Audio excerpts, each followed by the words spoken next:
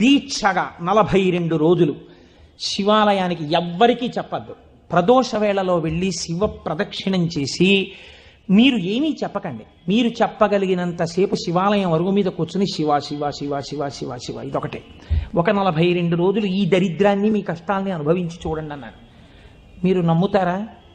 ఆ వ్యక్తి నా దగ్గరికి వచ్చి నా జీవితంలో ఆశించని రీతిలో నా జీవితానికి ఒక కొత్త మలుపు తిరిగిందండి, నేను వరంగల్ వెళ్ళిపోతున్నాను, నేను సెటిల్ అయిపోతున్నానని చెప్పాడు. ఆ వ్యక్తే నాకు ఈ మధ్యనే మళ్ళీ ఫోన్ చేసి, కోటేశ్వరారు ఇప్పుడు నేను ఎంత ఆనందంగా ఉన్నాను అనండి, ఒక్కసారి మీరు ఏమైనా వరంగల్ వస్తారేమిటండి ఉపన్యాసాలకి, మీ దర్శనానికి వద్దాం అనుకుంటున్నాను, నేను కూడా కాకినాడ అన్నాడు.